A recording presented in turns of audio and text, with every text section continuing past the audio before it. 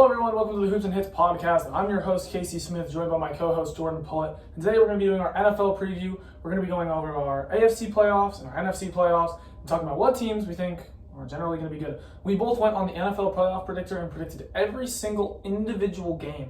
And obviously before going into this, you think you have certain views, but when you have to pick every single game, you have to pick a winner. It becomes a little bit more difficult to really decide what teams are going to have wins or losses. So just keep that in mind as you watch. But before any of that, Jordan, how are you doing today? Man, I'm doing really good. It seems like the podcast might be going on another platform soon, and you were submitting it just before we started the stream.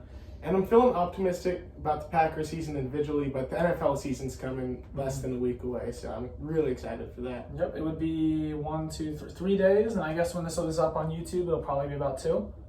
As long as you don't submit it 2 days late like you did the last podcast, which is annoying. But it's all good. And then we got to hoop this morning. Yeah, there were some interesting runs. I had one of my worst mini game performances of all time. I wasn't proud of my performance. It was a rough game of Around the World against the guy who has no business being on a basketball court, with all due respect. I would not like to see a ball in his hands. Will you be watching the game in the lounge on Thursday night football? I was trying to think about that. So we have a lounge where we watch football, sports, and whatnot. And there's some people there, it's a lot of people. Some people you're not going to get along with all the time. And it's just can be obnoxious because it's always talking. Yeah. I don't know. I would rather us just go in Noah and I's room with me, Noah, and the gang. I think Andrew's room has potential because his roommate isn't always there, kind of just abandons him, so that could be a hangout spot. But yeah, we're definitely going to be watching the Thursday night game together. Real quick, who do you think's winning? Lions, Chiefs? Chiefs by double digits. I would say that's about fair. It is notable that Chris Jones doesn't look like he's going to be back by then because he's still in contract disputes. And he's a huge part of that defense. Really makes that defense from an average defense to a really good defense. But I think the Lions will still be fun. So I wanted to start off with the AFC first, if you don't mind. And then I was thinking we go 1, 2, 3, 4, 5, 6, 7. Because that's a little bit easier because, the top, I think most people agree on who the top teams are going to be. Yeah. And then as you go down, it starts to become a little bit different. So we can just take turns going one by one. My number one team is the Chiefs. I have them at 14-3. They just won the Super Bowl. It's really no surprise. Obviously, Chris Jones being out is a little bit of a struggle. But let's say he's out for the full season. I couldn't see them winning less than 11 games, 12 games at most. But I think they'll win 14. The one thing is they do have a really rough schedule. Eagles, Bengals, Bills. I think they play the Cowboys. Yeah, they have a really rough schedule. But I think they're still going to be super elite. And I think Chris Jones will stay because it's either you sign him or you trade him by week 8. And I don't think trading him would be a smart decision because he's one of the best defensive players in the league. And you don't even really have to blitz that much because he just brings such a presence from the interior defensive line, which is so rare to find.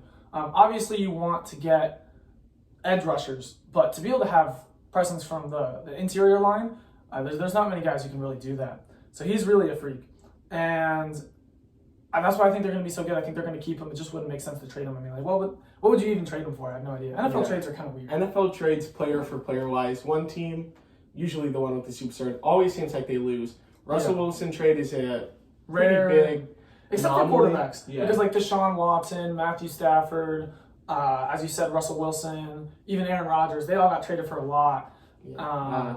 I wouldn't say Rodgers got traded for a lot. For a 40-year-old. Yeah, it's debatable. But most quarterbacks get traded for a lot. And then everyone else, not so much.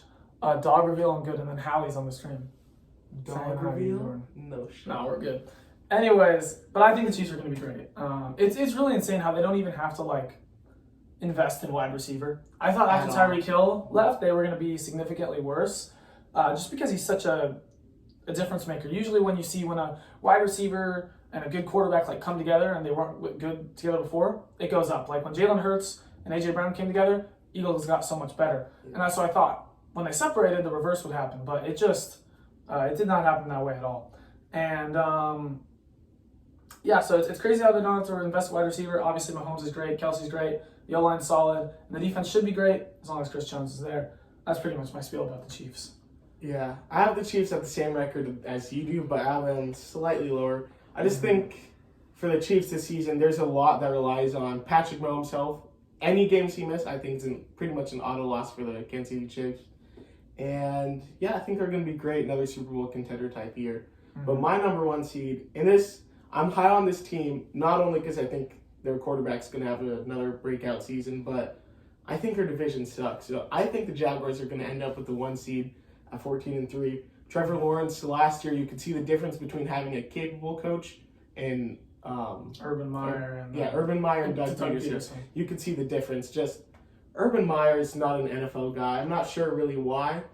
But some coaches are more college-oriented, the way that college players play, and some are just better fit for the NFL. He has a very, he likes to control everything there, and you can't do that as much in the NFL because it's grown-ass men. As much as college is, still grown dudes, it's still kind of kids. It's still, not fully mature. You can kind of, be a dickhead. But, if you're a dickhead to NFL players, they're grown-ass dudes, so they're a little bit more independent. I think that's why he struggles a little more. He can't control. We've seen that this offseason with the Cardinals coach. He tried to motivate his players with a pregame or something, some type of speech, and it really wasn't working. I think that was edited a little weird, because I remember 2 years ago, the same thing happened with Nick Sirianni. I'm not saying that was a great speech or anything, because that was terrible. But I remember 2 years ago, people were or a year ago, people were Nick Sirianni, he's terrible. He's not a motivator. It's really hard to tell if someone's going to be able to motivate a team unless you're in the locker room, because it's just so subjective. It's just so subjective. But I think the Jaguars, a lot of their players are younger players, so I think as a collective they're all going to get a little bit better, especially on the offensive weapon side. They've got Calvin Ridley. Christian Kirk was good for him last year. I think individually he's going to take a step back, but as a collective, I think this Jaguars offense is going to be really explosive. Yeah, and I think you can't undervalue how much Calvin Ridley adds there. They've invested a lot into wide receiver. I mean, Christian Kirk has obviously been paid a lot. They traded for Ridley, and they invested a lot in him. But, giving Trevor Lawrence was great with Christian Kirk. And I don't want to disrespect Christian Kirk, but he's not a true wide receiver one has. I think most people can agree with that. But Ridley definitely can be. I mean, back when he was on the Falcons, he was really something special. So I think if he can return at least slightly to form there, with a full offseason of time, he's going to be a little bit rusty. You can't just come back to football. But the Jaguars are going to be great. I have them at 13-4. Their roster is really such a cakewalk. When you are in the same division as the Texans, Titans, and Colts, all teams will have at under 500. That's pretty easy. And then they also play the NFC South, so you really could not come up with a better matchup. You're playing 10 games are against the 2 worst divisions in football, and that's really great. The one struggle is that they were the 1 seed last year in their division, so they're playing other 1 seeds. But this is a really light division, and I think they're a solid team trending up. They had a really good playoff game against the Chargers last year. And I think that second half of the season, they really started going up. T-Law's going to be great. I'd like to see a little bit more from the defense. But as a unit, I think 13-4 is about fair, as long as they just keep trending up. Yeah. And my 2 seed, like you had, the Kansas City Chiefs, I'm at 14-3 losing the tiebreaker for some reason. I'm not sure why, but I think it was division, because they won more division games or something like that. Yeah, honestly, until Mahomes isn't on the Chiefs or he gets hurt or something, I'm always going to have the Chiefs at least in the playoffs. I don't see a scenario where Patrick Mahomes, unless it's the rest of the players are college level or high school level talents, I just don't see it happening where Mahomes doesn't make the playoffs. My 3 seed is the Cincinnati Bengals. I was going to ask you one last question about the Chiefs. What this is a weird speculation. It's sometimes hard to do these, but when will Travis Kelce be bad? I mean, he's 34.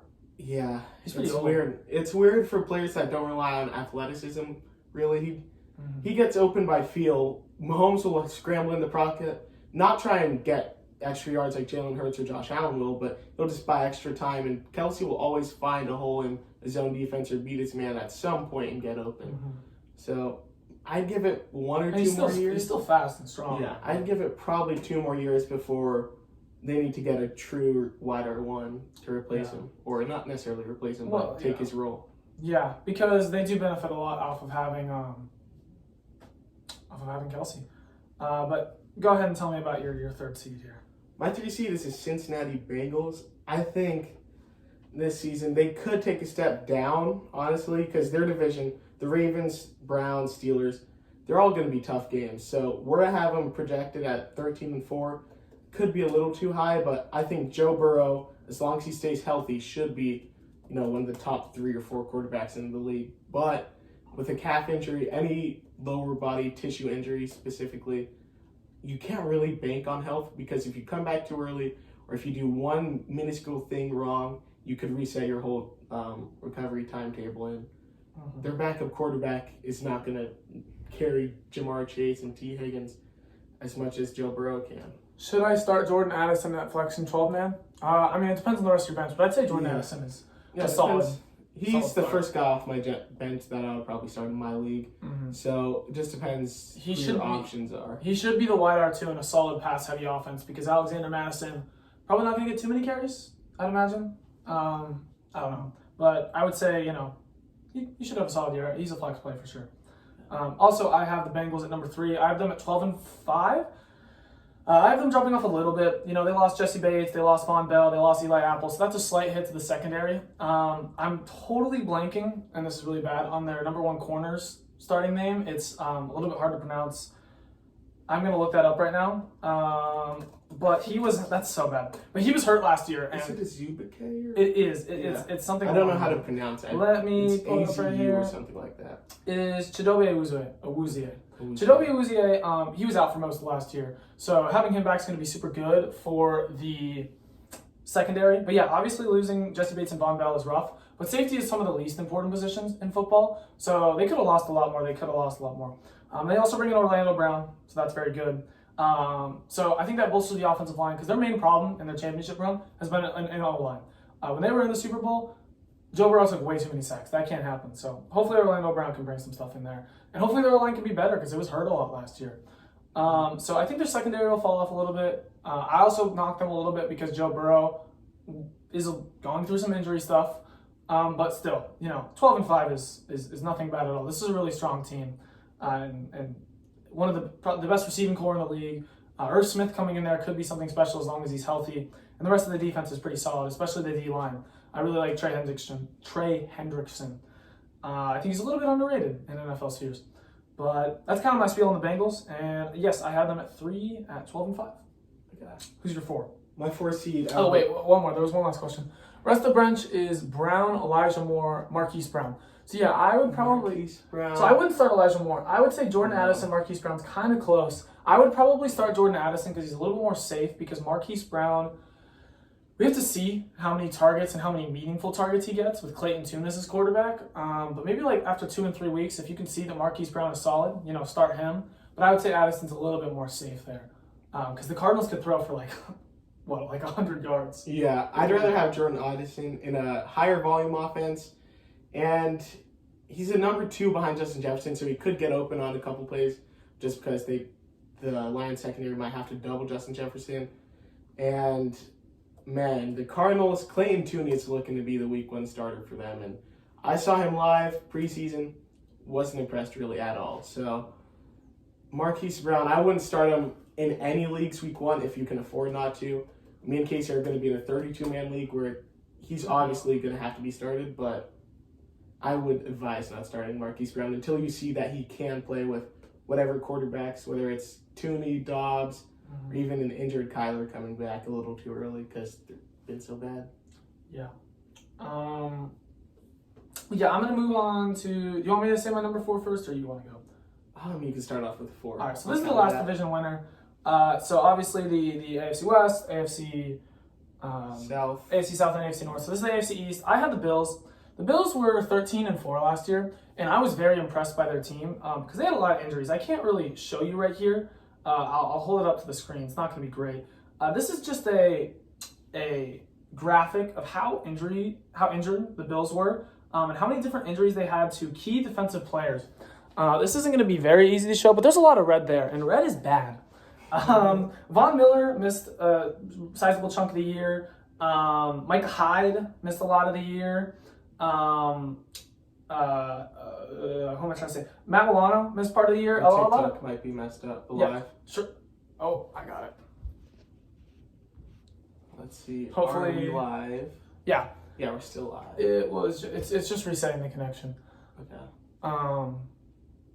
But I'm just gonna keep on going and hopefully it dies back up. But basically, sorry about the interruption there. The Bills' defense was hurt a lot, and they were still 13-4. Now, granted, that defense is older. The team is older, so I'm a little bit worried about a small drop-off, which is why I have them losing one last game. But I think it's been kind of popular to hate on the Bills, And I just disagree. This is a really talented team. The Josh Allen Stephon Diggs connection is real. The defense is very good, although it is old. And I think that they're still legit, and I don't see any reason that they wouldn't be similar to last year, except age regression. But I think if you look at the age regression and then being more healthy, I think that about balances out. And if anything, they lose one less game. Schedule is moderately difficult, but say what you want about the playoffs. I think they'll be 12-5 and lead the division. Yeah. To me, the biggest injury for the Bills last year was actually Josh Allen. He didn't miss any games, but he had a pretty big UCL injury, and that was in his elbow. He really didn't look the same after that point. He wasn't running the ball nearly as much. He wasn't throwing the ball downfield at an accurate rate anymore. So I have the Bills 5th at 11-6, but my 4th would be the Miami Dolphins. I think Jalen Ramsey's a huge addition for this defense whenever he comes back. He might be out till December, and if he is, that's a huge blow. I'd probably put the Bills above them if that was the case. But I think he's going to come back around early to mid-November. And I just don't see why the Dolphins, outside of Tua being hurt, could be stopped. Tyreek Hill, Jalen Waddle on the same offense. They don't really have a great run game. Devon Achane as their new rookie running back with Raheem Mostert and Jeff Wilson. But I think it's all about Tua's health, and I'm not going to bet on his injury or anything like that. I think they will be slightly better than the Bills. I like their defense a lot more.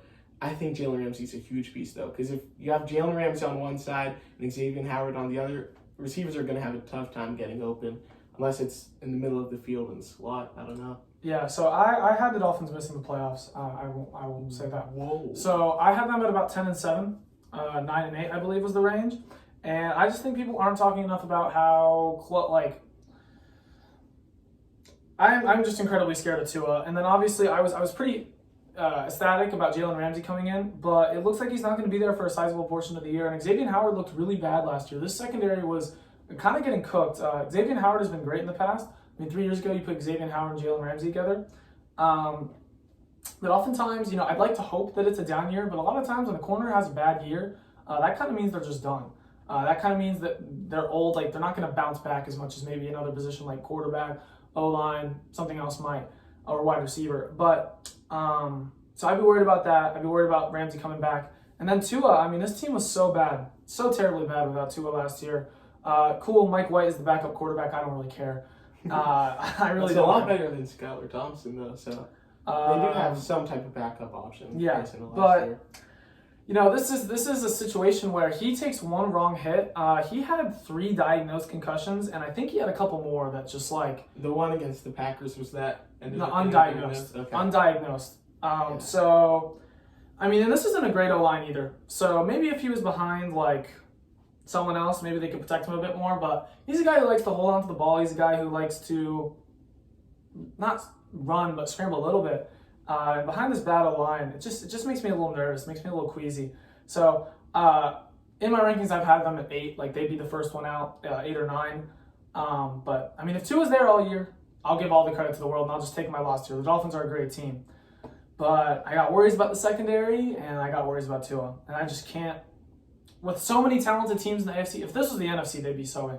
But the AFC, man, it's just there's a lot of great teams. So I'm going to bet on the teams that aren't going into the year with serious concerns with injuries. Mm-hmm. So my 5 seed was the Buffalo Bills. We already talked about them a little, but I think Josh Allen could have another MVP-type season.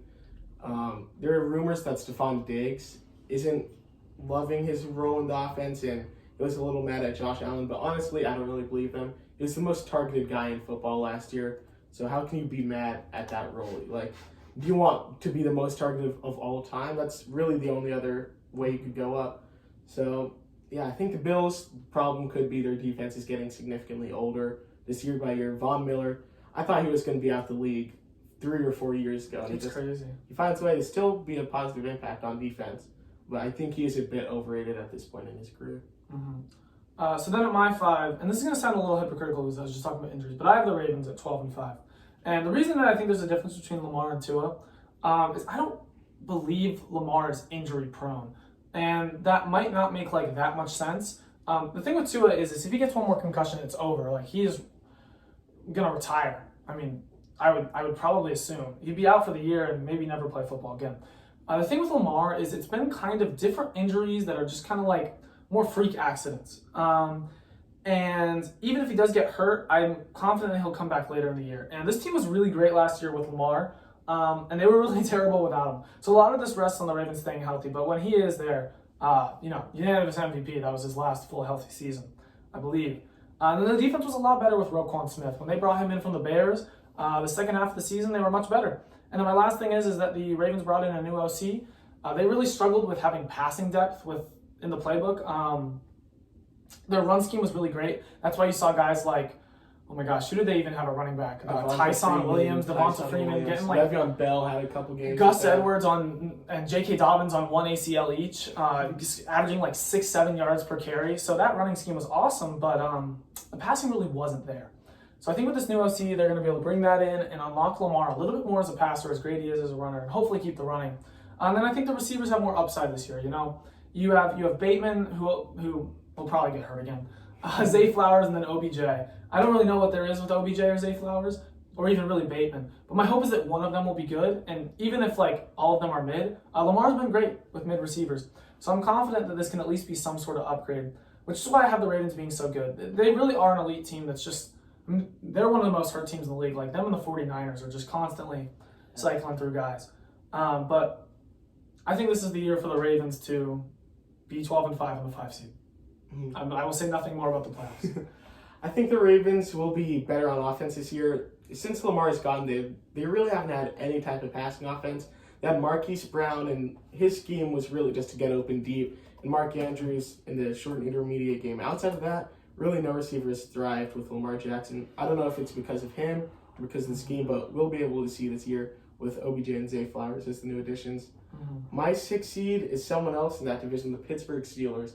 I think Kenny Pickett, all he has to do is be a game manager this year. He has Najee Harris, who some people like him, some people hate him. I think he's a solid running back. Jalen Warren to back him up as a change of pace guy. I think his receivers, Deontay Johnson, George Pickens, and Pat Freiermuth, one of the better offensive receiving corps in the game. And with Mike Tomlin and the defensive scheme in general, I think this team could be pretty good. One of those, maybe a type season that they had a few years ago where they were pretty good in the regular season, but not a playoff contender at all in terms of winning a Super Bowl or having any type of run. But I think they will be better than the Ravens this season based on coaching and defense alone, pretty much. One last thing I was going to say about the Ravens as well. They have a really amazing O-line, and I think their secondary is great. I'm loving Rock Yassim, Kyle Hamilton, Marcus Williams, Marlon Humphrey. It's a very solid group. But keep on going. That was it for the Steelers. I just think this year Kenny Pickett is going to get slightly better. Not too much better, but enough better to the point where they can make the playoffs potentially. Yeah, honestly, I don't think the Steelers are going to be better than the Ravens.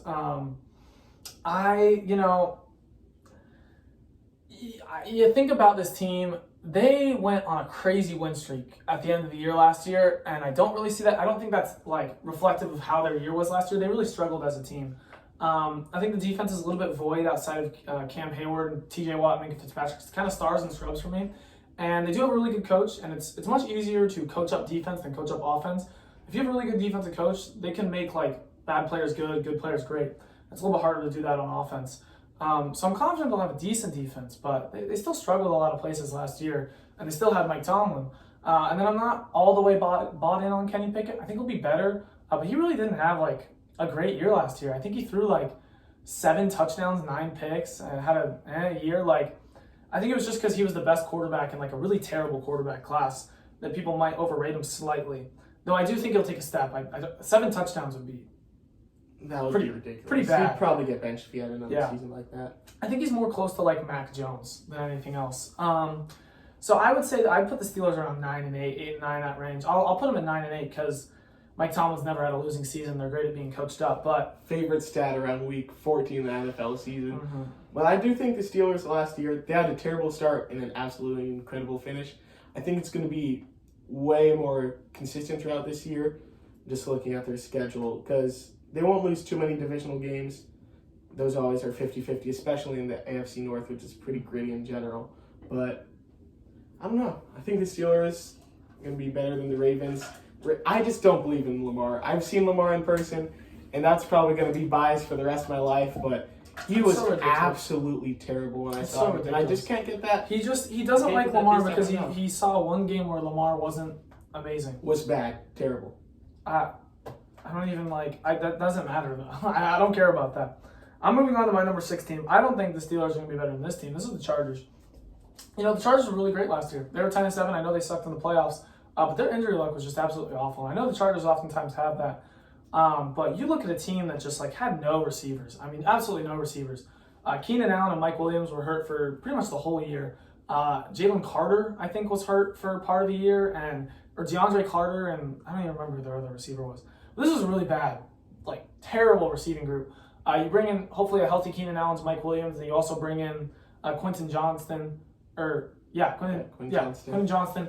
That's immediately a huge upgrade for Herbert, and he really needed that because he was just throwing to nobodies. And then you look at the defense, bunch of issues last year. I'm worried about J.C. Jackson. I mean, he was so good on the Patriots. He comes to the Chargers and he sucks. I feel like they got a lot of guys. I remember looking at this defense before the year, and I was like, oh my gosh, this is one of the greatest units I've ever seen. And players just sucked or got hurt, but I think they're going to come back a little bit better, a little bit healthier. And I think 2 wins, from having 10 wins last year to go 2 more wins, because I have them at 12-5, isn't too much of a projection for how talented this roster really is. And then also, you look at a new OC hire. They couldn't run the ball last year, really, in between the tackles. Austin Eckler's great in fantasy, but he's not a power back. He really can't get down there. And it's not like he's going to change as a player at all. But also, sounds like a hater to me. But they were throwing the ball short a lot as well. Hopefully, the new OC can open up some more deep stuff, hopefully. Because Herbert, he has such a great arm, but they were just throwing, curls and freaking... Yeah. They just weren't utilizing. It might have been in part because of his broken ribs that he suffered around, mid-season. And after that point, he really didn't throw deep. He wasn't throwing deep before, but he really didn't. It was at all. Drew Brees levels. Yeah. It was really last year of his career, Big Ben. Yeah, it was really bad. But I think they'll be able to switch it around a little bit. And I have them being pretty solid. And then at 7, we both have the Browns. You can talk about the Browns first because, I'll talk about the Chargers first. I don't have them in my playoffs for one reason, pretty much. Their coaching has always been and will always be pretty bad to me. Just as someone who's lived in San Diego and has seen the experience firsthand, they always lose games for weird reasons. Their kicker misses kicks. They don't call timeouts or call too many timeouts when they don't need to. In the playoffs last year, they were trying to throw the ball because they didn't think they could run the ball. But sometimes it's better to just go 3 and out and absorb those 1 minute, 20 seconds minimum, or 2 minutes minimum that you would instead of going 3 and out in 15 seconds. So they just need to run it, man. Yeah. It's ridiculous. So in my 17, I have the Browns at 11-6. My main reason for this is how many wins did they have last year? 8, 7. I believe. Okay, 7. I think Deshaun Watson is going to level up, not to what he was in Houston in his prime when they were going toe-to-toe with the Chiefs, but I think he will get better because last year he really hadn't touched a football in real live action games for 1.5 years or 2 years, I'm pretty sure. So just the difference between being in rhythm, getting a full off season, learning your receivers and their tendencies versus really not working with them until week 6 or 8, I believe. He had 8-game suspension. So, yeah, I think it was 8. Yeah, at times it seemed like Jacoby Brissett should go in for Deshaun Watson last year. Yeah. So yeah, Brissett was better last year, just point blank. And I think, Deshaun will be better than last year, but not as great as he was. And I think the Browns have one of the better off seasons. I have them at 10-7. Jordan has them at 11-6. I'm just used to the Browns losing, so 11 wins is something that hasn't happened in my lifetime. It's kind of incomprehensible. I think the best they've ever been was 9 wins. You can check that out. But they had a really good offseason. They really bolstered their D-line. And this Browns team, they could not run the ball. Or they could not defend the run at all last year. It was really something gross. And then you bring in Dalvin Tomlinson, Jordan Elliott, Zadarius Smith, Shelby Harris, Siaki Ika. Not only is that a good D-line, that's a lot of depth there. And that's really important. I think people overrate that. A lot of the times the defensive line is more like a hockey team with how they operate, where you're just kind of constantly subbing, bringing new guys in, getting different looks. And that's really important because last year it was just Myles Garrett. And then the rest of the defense looks solid. They upgraded there. And this is just a team who I think really drafted well. They didn't have a first or a second, but they did the most of what they could. And I think this team is very solid. They don't really have any pure negatives. You can say the quarterback's a negative. That's to be seen. But the running back the best in the league. The wide receivers are solid. Amari Cooper's a true one. You can say whatever you want about the rest. Tight ends are positive. Offensive line is one of the best in the league. I think the defensive line is going to be really great. Linebackers are okay, and then the secondary is one of the better in the league. So really, it all hinges on Deshaun Watson. That's a terrible thing to say. You don't want that to be the case, but that's just how it is. So hopefully he's all right. Hopefully he's just better than last year. That's all I can ask for. Yeah. The Browns have had one season of 10-plus wins since 1995. Yeah. So that tells you how bad they've been. And I'm not sure if you touched up on it, but Nick Chubb is the best running back in the league. And even if Deshaun Watson isn't great, they'll be able to rely on Nick Chubb for about 6 wins this season. And the problem is Deshaun had to be great last year because this Browns defense wasn't great, mostly because of the D-line, slightly because of the linebackers. But they upgraded that, so I feel like there's a little bit less pressure on him. So I think he'll be all right. Just to recap, though, my playoffs were Chiefs at 1, Jaguars at 2, Bengals at 3, Bills at 4, Ravens at 5, Chargers at 6, Browns at 7. And Jordan's was? Jaguars at 1, Chiefs at 2, Bengals at 3, Dolphins 4, Bills 5.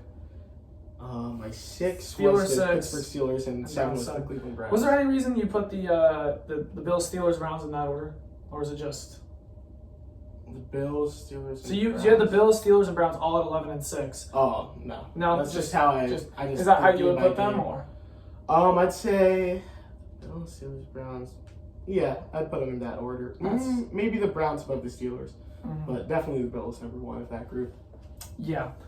Moving on to the NFC. So the NFC, I think, is a really great division. Obviously, I left out the Dolphins.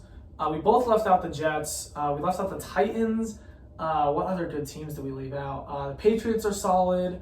That's about it. That's about it. But there's teams here. I mean, we both had different people who we left out who are good. You have probably about 11-ish playoff teams. If you have the 7 there that I had, and then you had the Steelers, Dolphins, Jets, maybe the Patriots, maybe the Titans. So that's a pretty good division. The NFC kind of sucks, especially when you look at the NFC South is terrible. The NFC North isn't great. I have a good team in the NFC. Yeah, we're going to talk about that later. And then also the wild cards aren't great either. So this is just definitely a worse conference. But then, there's some good teams at the top. We'll talk about our number 1 is the Eagles. I have them at 15-2. Jordan has them at 14-3. I don't see any reason for them getting worse. They drafted the University of Georgia at defense this year, so it should be getting better really at all positions on defense over the course of the next few years. But they might have gotten the best defensive player in the draft in Jalen Carter, I believe at 9 or something like that. 10. So 10. You can't let that happen. I know there was off the field issues. Dude, it was really bad. It was really bad stuff. Yeah, but it was he could. It was. I get it. Here's the thing as well. With Jalen Carter, people are like, why did he fall to 10? Because if he goes to a team like the Raiders or like the Browns or a team that doesn't handle players well, he's not going to turn out as well. The Eagles are a really good team, so I feel like that has a factor to play in it. He's going to want to do good because he could win a Super Bowl and because he has good coaches around him. But obviously, yeah, he was the most talented player in the draft. There's no question about it. It's just off the field stuff. So I get why you'd be scared about that because wasting a first-round pick is just bad. But with the Eagles, yeah, he's going to be great. There's no question about that. This team upgraded the D-line. They upgraded the D-line. They lost a little bit at safety, kind of similar to the Bengals, but that's not the most important position in the world. And I don't see any real reason for them to fall off. Yeah. The only thing you could argue is losing Miles Sanders, but I think DeAndre Swift is going to be just as good as him, if not better. Rashad Penny, when he's healthy, he looks like a top 5 running back of all time, so you never know. But number 2 seed, do you have the San Francisco 49ers? I do have the San Francisco 49ers. They're going to be great as well. I have them at 14-3, you have them at 14-3. I'm not a big Brock Purdy guy. I'm not going to lie to you. But this team is so great that it doesn't really matter that much. They've shown that they can win with pretty much any quarterback. I don't think Jimmy Garoppolo is that great either, and they've been great with him. They could put you at quarterback, and they might still be able to get to 7 wins. They could get to 7 wins, bro. I just handed it off to CMC, and it's fine. Yeah. This defense is it's insane. It literally, I think the best word to describe it is it suffocates quarterbacks. I remember seeing Russell Wilson play this defense, and Russell Wilson's obviously terrible, and it was literally it was hilarious. This defense does it to anyone. Top to bottom, they have no holes on the defensive side. Really, the only complaint would be quarterback. But I don't think they need a great quarterback because they have one of the best offensive groups outside of quarterback, if not the best in the league, and their defense is obviously amazing too. Yeah, CMC is great. He's a good runner and receiver, and Elijah Mitchell behind him is pretty good too. The offensive line is insane. You have one of the best left tackle in the league in Trent Williams. George Kittle's great when he's healthy, and the receivers are pretty solid too. I think Debo and Brandon Ayuk are good. I'm a little hesitant on Debo. The receiver depth isn't great, but like, dude, you also have Kyle Shanahan at coach. Kyle Shanahan scheming up the plays. That's a perfect combination for this type of team with not a great quarterback, but great skilled guys to get the ball to. Yeah, so this team is they're going to be just fine. You can question how deep they'll go in the playoffs due to quarterback play, but in the regular season they're going to be great. And they have a relatively easy schedule as well, from what I checked. They play some tough teams, but it wasn't that difficult. Yeah, part of that is because they play the teams through division twice. Obviously, the Rams and the Cardinals are both teams that we do not believe in really at all. Mm-hmm. But do you want to give your 3 seed? Because my 3 seed I'm talked about for a while. Yeah, so this is probably the main point of contention here. It's the NFC North is going to be the next one, because the NFC South is going to be the 4 seed for pretty much anyone. So I have the Lions as my team in the NFC North at 10-7. In the NFC North, when you're looking at it, as long as you're not the Bears, I could see any team winning the division. The Bears improved a lot, but 1 second, there's a comment. Eagles go 0-17. They need a good quarterback to get past the championship game. I think the Eagles do have a good quarterback. No, maybe that's about the 49ers. Yeah, that could be true, but we saw Jimmy G. He was a throw away from winning a Super Bowl. Yeah. If he didn't overthrow Emmanuel Sanders, I believe. So, but anyways, as I was talking about with the Lions, and just the NFC North in general, the Bears improved, but they were still so bad that last year that it didn't really matter. And then the Vikings, they had so many close wins last year. It was kind of fraudulent, and they lost even more on defense. I mean, they were already really bad defensively last year. They were like towards the bottom in the league, and they got even worse. They lost interior defensive lineman was the main thing, and then their corner and safety play is getting older. I mean, you look at Harrison Smith; he's in his 30s, and this team is relatively old. So then for me, it really became between the Lions and the Packers. My issue with the Packers is that they just have a lot of question marks for me personally. You question the quarterback, you question the O-line, you question the defense slightly, and you question the receivers. And a lot of this is because they have a very young team. They are the youngest team in the NFL, and I think this is a really good thing for them. I did not know that. They're the youngest team. They're the youngest team in the NFL. I assume the Panthers or the Falcons would be. Yeah, I believe they're the youngest team. They're one of the youngest teams in the NFL, though. And this is a good thing for them, but I don't think all of it is going to work out. If you want them to be the division leader, they probably have to have like all of these question marks work out. And I don't think it is. I think you could say Jordan Love and Christian Watson have talent. You could say some of the guys they drafted on defense and the O-line have talent. But I don't think it's all going to work out at the same time. There's going to be a lot of growing pains here. I think they're going to lose games they should win. They're going to have crazy games where they beat some team like the 49ers or the Chiefs, and then they're going to lose to like the Bears. That's just how I view this team. So I had them, I think, at 9-8. And yeah, they have potential. I think in 2 or 3 years, you're looking at like a real dynasty team here. Especially if Jordan Love can come into his own, which we'll see how that goes. He's had highs against the Chiefs. He's had lows against. He had a terrible. He did have a terrible game. I'll look it up again. I believe it was earlier that year. It might have been the season before. Yeah, the Packers are the youngest team in the NFL, by the way. Number 2 is the Los Angeles Rams. I would guess them to be like 2 or 3 oldest teams, but I guess outside of their star guys, they're pretty young. Yeah, remember Matthew Stafford was like, I don't know how to relate to these young guys. Yeah, it was just crazy. But the Packers were 9-8 last year, and I really don't see. I think this team is at around the same level. They changed a lot, but they still stayed around the same level for me. But could they win the division? Yes, but I think it would be at a 9-8, 10-7 clip. And then the Lions, I think, are just. I think they're just slightly the best team in this division. It's really close. Maybe if they're in a worse division, they might not even make the playoffs at all.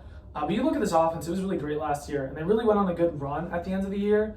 And I think that's indicative maybe more of what their team is like. I think, last year they were like a year away from being a year away, and I think they're kind of coming into their own. I'm really disappointed they took Jahmyr Gibbs, especially after you pay David Montgomery, because that's a high priority pickup there. I really think they could have used it better to lock down the defense, but they bring in C.J. Gardner-Johnson from the Eagles. I think that's a really good play there at safety, and the Aiden Hutchinson's only going to get better. So this is an up-and-coming defense and an offense that was great last year. So I think 10-7 is about reasonable, and I think they could be a really solid team. That's my spiel. Tell me about why the Packers are great. I was just going to touch on the Lions for a second. I don't think their defense changed enough from last year to this year to be able to have that type of record, and I don't think their offense will sustain the greatness that they had last year. Last year they had a couple games, I believe one with the Seahawks, where it was 40s to 40s, and I don't think Jared Goff is going to keep that level of offense up for the rest of the season, but we'll get to the Green Bay Packers. I want to say something about Jared Goff. You know, he's not great, but he's shown before that he can have good statistical seasons. Yeah, he can put up a lot of numbers and he can be good. He did it with the Rams. Yeah, that one Super Bowl year, I believe, 2017 season. And they were 9-8 last year. I only have them going one more win. Mm-hmm. But the Packers, who were 8-9 last year and lost one of the best quarterbacks of all time. Yeah, but one of the best quarterbacks. To me, if you're just going off GOAT, it's not Tom Brady. It's either Rodgers or another guy, but we're not going to start that. You don't need to debate with me. I'm disagree with you. Yeah. I think Jordan Love can be an average, if not slightly above average quarterback this year. The film that I'm watching of him, it's against Kansas City Chiefs and of the preseason, and those two, the most recent one and his high, are pretty good. You know, this offseason he was working a lot with Christian Watson and Romeo Doubs, and I believe he did that last year too, because those are not the higher guys in the priority list for the Packers, but he's had a lot of reps with them. He's very comfortable with them. I think Christian Watson's one of the more underrated receivers in the NFL. I think the O-line, you give it a little, not enough credit. I think the left side of the O-line is pretty good. The right side is pretty young, and we'll see about it. But for me, the biggest thing about the Packers is their schedule. They start off the season at Chicago, at Atlanta, versus the Saints, Lions, and Raiders before their Week 6 bye. I have them going 5-0 in those games, and the only game I could really see them losing is against the Lions. So I see them going 4-1 or 5-0 heading into their bye.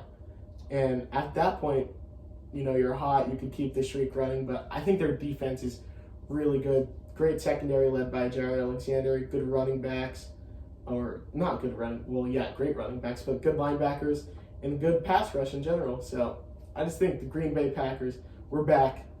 We're going to be in the playoffs. At a 3 seed against the Vikings, could win a playoff game, maybe 2, win the Super Bowl, Jordan Love Super Bowl MVP. So, but I just think, I was joking about that though. Yeah. Packers offense, we're pretty young. That's the one concern I do have. 2 rookie tight ends as the only tight ends on our roster that are actually going to get playing time. The receiver depth is not that great. Christian Watson, Romeo Doubs, and Jaden Reed and Samari Toure. So in games that we are down big to start, I'm a bit concerned. But I think the defense and run game in general will be able to keep us in game. You know, I think Aaron Jones and A.J. Dillon are the best running back combo as a 1-2 punch in the league. So, yeah, so you were talking about that Kansas City game. You know, Jordan Love was great. He was good. I mean, team put up 7 points. So we almost won though. Yeah, but that doesn't have to do with Jordan Love. I mean, that has to do with the defense. Yeah, that was defense. That was 2 years ago.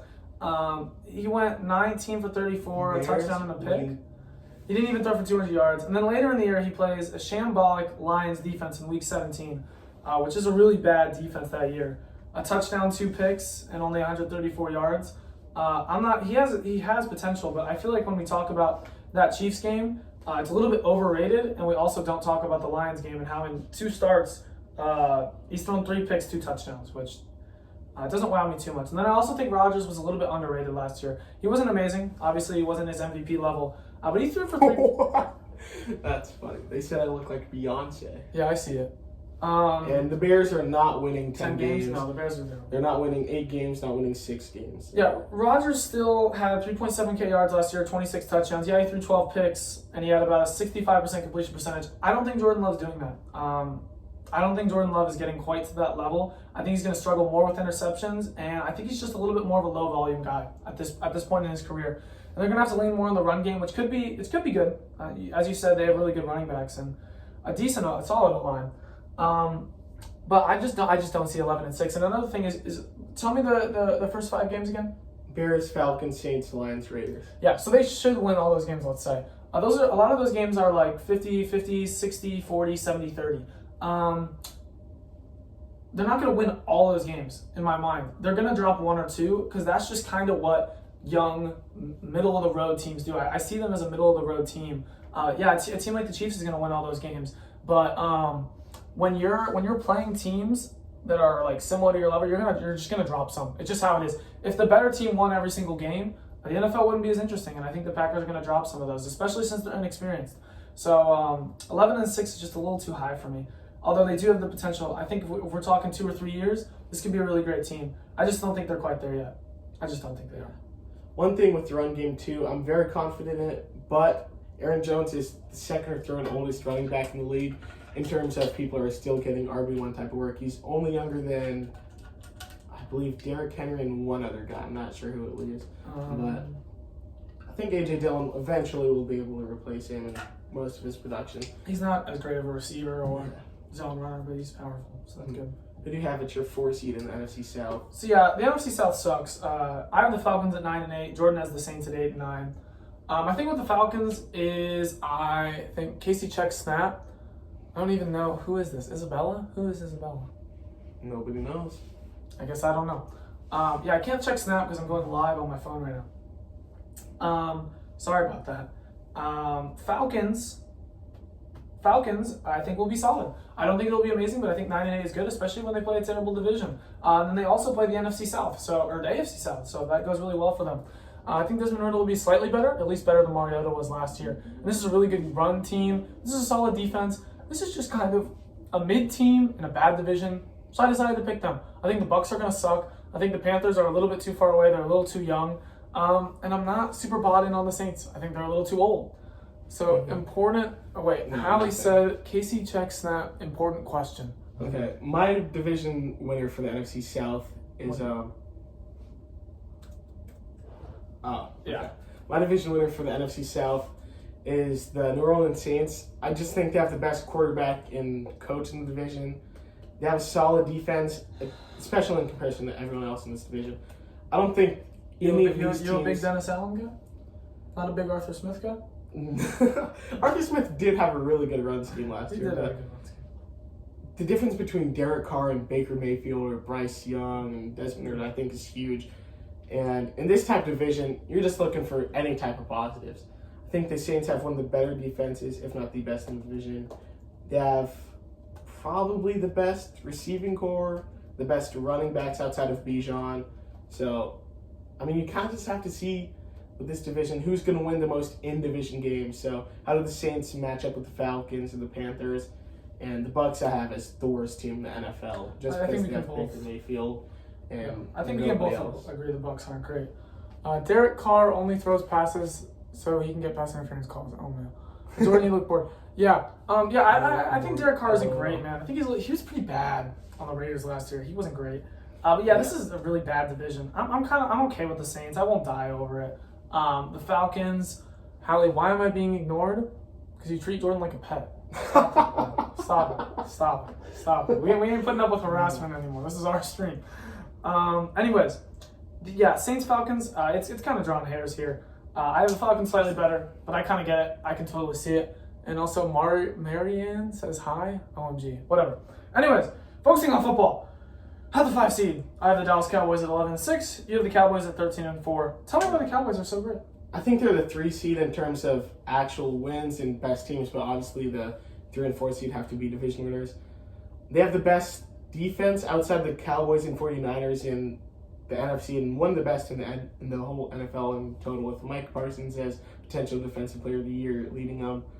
And even with Cooper Rush at quarterback last year, the Dallas Cowboys offense was able to produce. So you can really see with guys like Tony Pollard, CeeDee Lamb, even Brandon Cooks is one of the additions this year, how great they can be. I just don't think they'll have the playoff success that they'll want. In the NFC, it's really between the 49ers and the Eagles to win the conference, in my opinion. And everybody else, they're kind of just there having fun. On here? Oh my God, we've gotten raided. Me and Jabor says hi. Anyways, the guy who said the Eagles are going 0-17 said the Cowboys are going 17-0, which is very funny. 17-0. I think the NBA block list is getting updated soon. Did you hear that? What does that mean? The NBA if you block? know, you know. I guess you don't know. Anyways, the Cowboys, I think the Cowboys are going to be great. They are a very good football team. And they have a great defense. They have a great thing on paper. You can talk about the playoff success maybe not being so great, but this is a very solid team. I mean, they have great receivers. They have good O-line. They really don't have many holes, and I think Dak will fall a little bit in terms of interceptions. He won't throw quite as many. I believe he led the league last year in interceptions, and if he just throws a few less, could be better. And the Cowboys, we'll see. They're probably going to end up playing the Niners again in the playoffs, and the last 2 years hasn't worked out, but maybe third time's a charm. So yeah, I think the Cowboys are going to be very good. And then we both have the same 6-7, just a little bit slightly different order. We both have the Vikings at 9-8. Jordan has them at 6th. I have them at 7. So let's talk about the Vikings first. I think they were pretty lucky last year, especially with a lot of close games. And Justin Jefferson helped out that team a lot. He was honestly I was considering him for, if he had the 2,000 yards, I'd say he could have been the MVP last year. He was so influential for that Vikings team. But I'm worried about them. They lost a lot. They really didn't get better at many positions, except maybe going from Adam Thielen to Jordan Addison. The defense just got a lot worse. You lose Danielle Hunter. You lose Harrison Smith is getting older. I only went on the spiel. And the defense was already really bad last year. So I think they're only going to get worse. But they'll still be around 9-8. They have an easy division.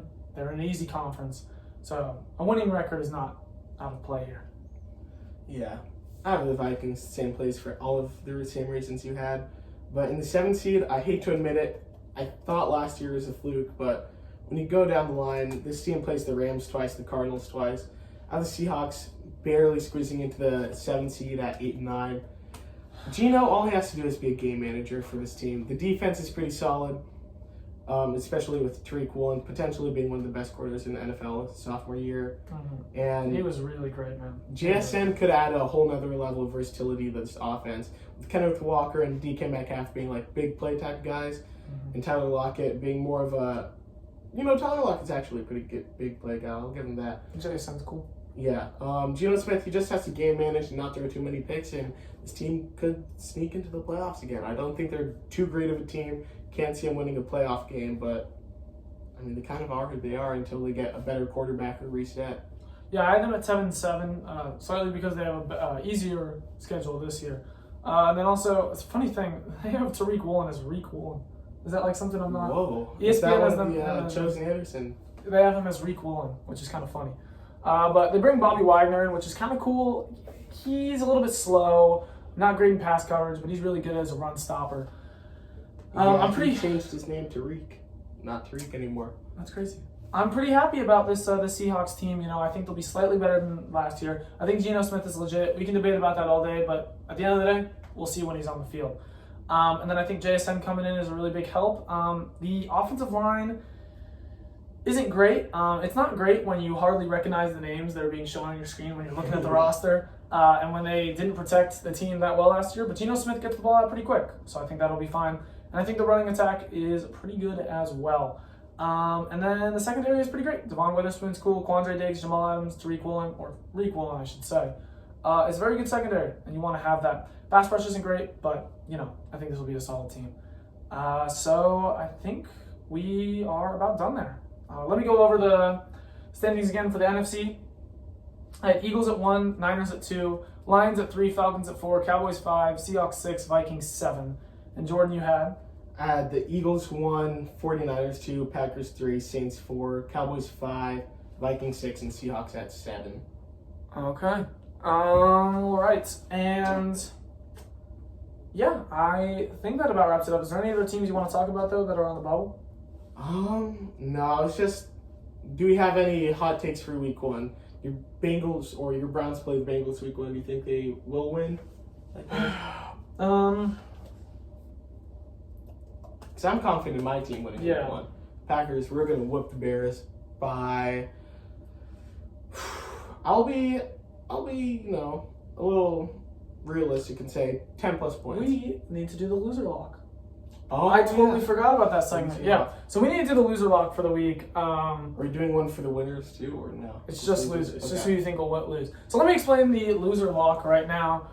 Basically how the loser lock works is that me and Jordan both pick who we think is going to lose this week in a draft style. So if Jordan picks a team, I can't pick that team. Let's say I pick the Browns, Buccaneers, and Cardinals to lose. If they all lose, I got 3 points. If Jordan picks the Panthers, Texans, and Lions to lose, and the Lions and Texans lose, but the Panthers don't lose, he gets 0 points. So you don't want to draft too many teams. This week, I have a lot of teams. Probably not a good thing, especially coming into week 1, and you don't really know what teams are going to look like to an extent. So we'll not put anything on Bears over Packers week 1. It is not guaranteed, but I would be pretty confident about it if I was a Packers fan. Yeah, it is guaranteed. Anyways, let me make a new note here just so we can get started. So Jordan, since it's an even week or an odd week, since it's week 1, you will get the first pick. Let me just write down loser locks here. Jordan, who is going to be your first pick of who you think is going to lose? Number 1 team losing. Looking at the slate of games, I'll take the Indianapolis Colts. Without Jonathan Taylor, I don't see how this offense gains yards. And they're playing the Jaguars, by the way. Yeah. Yeah, that's a pretty good pick there. I think without JT, this team's going to struggle. It's Anthony Richardson's first game. The Colts are not a very good team, and I think the Jaguars are a very good team. So I'll just speak here. It's between 2 teams for me. I'm going to take the obvious one, though. I'm going to take the Cardinals here. The Cardinals suck, okay? The Cardinals are terrible. They're going to be starting Clayton Tune. The only reason I would hesitate here is because they're playing the Commanders. But the Cardinals are they're an awful franchise. They don't have a good defense. They don't have a good O-line. They don't have good receivers. They don't have good running backs. They don't have a good quarterback. I really could not tell you one position where they're, all that good at. So I'm going to have them losing to the Cardinals. They have Buda Baker. Yeah, so I guess safety, that's about it. Who are you going with? Oh, man, my next pick, there's 2 teams I think will guaranteed win or, I guess, lose. But I'm going to take the one who wasn't in as many close games last year. I don't know. I'll take the Baltimore Ravens over the Houston Texans. Oh, my God, I thought you took the Ravens to lose. I was the Ravens are going to win, so I have the Houston Texans losing in Baltimore. I don't see a rookie quarterback going into Baltimore and beating the Ravens week 1. It's just that simple sometimes. Lamar Jackson isn't going to be outdueled by C.J. Stroud. And if he is, I'm out on Lamar Jackson on everything. He's betrayed me in trivia questions before, as he was never 99 in Madden. He's betrayed me when I paid to go to a Panthers game, and he put up 200 yards and 2 picks. One more time, and I'm gone. So they should win here. Oftentimes people overrate rookie quarterbacks, and Richardson is a rookie quarterback who I think will struggle a little bit. I'm only going with one more team here. This is the team that I thought about taking over the Cardinals. This is the Los Angeles Rams. This Rams team sucks, okay? And I'm willing to put my money where my mouth is. I've had several people try to tell me that this Rams team is going to be solid. I've only had one person, I'll be honest. But I've had people lot about it. You'd almost think it was multiple people telling you. I've had people try to tell me that this Rams team is going to be good, that they can sneak into the playoffs. I don't see it. I think this roster is terrible. I don't think Cooper Kupp's going to play. And when you go against a team like the Seahawks that is not trash, and you're trash, you're probably going to lose. So I'm putting my money where my mouth is. I have the Cardinals and the Rams to lose, and I really don't think I'm taking anyone else here. I think I'm out. Okay. So I already have the... You have the Colts losing to the Jaguars and the Texans losing to the Bengals. Okay. Or to the Ravens. You don't have the Buccaneers, do you? I don't. Okay, I have the Vikings beating the Buccaneers. The only problem is the Vikings were in so many close games last year. You'd hope this game isn't close, but I can't see Baker Mayfield going out into Minnesota, beating them week 1, and the storyline being is Baker actually that guy? Could he actually do something for the team? And you're not going to take another pick? There's one that's close. You'll take it. I'm just... I already have the Rams. I think the Rams is a little too close to really take more teams. I'm not going to risk it. Go ahead. Okay. You can take my one fourth team is going to be opening night. Kansas City Chiefs will beat the Detroit Lions. I know a couple Lions fans in my life now, and I'm really hoping that the Lions lose. Chris Jones could be really the only thing that stops the Chiefs from winning. If the defensive line is just absolutely atrocious, then the Lions can win, but I'm not too scared about Patrick Mahomes losing opening night. Especially that was the one I thought about taking the Buccaneers, Vikings, or Lions, Chiefs. I probably would have taken the Lions as a loser over the Bucs, just because the Chiefs are so good. Is there anyone else you want to take? This is a lot of locks. Let me go over it. Jets, Bills, no. I would take Cowboys, Dallas. Giants. I would take Dallas over New York. But I already have a few teams. Niners, Steelers could be one. Don't do that. I'm going to take Niners, Steelers. Steelers are going to lose. So Steelers lose? And one more.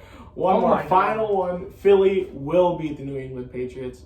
I don't see unless there's a crazy Super Bowl hangover and the team just doesn't perform at all, I don't see how Eagles get stopped by Mac Jones and Kendrick Bourne.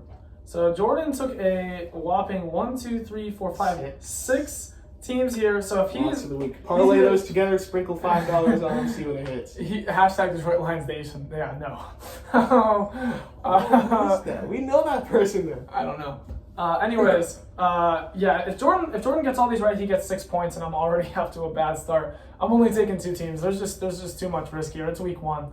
So that's our loser locks. I'll be posting that graphic later, as well as our teams. But I think that about wraps up the episode. Yeah. Unless you have anything else to talk about, I don't want to talk about the NBA block list that much.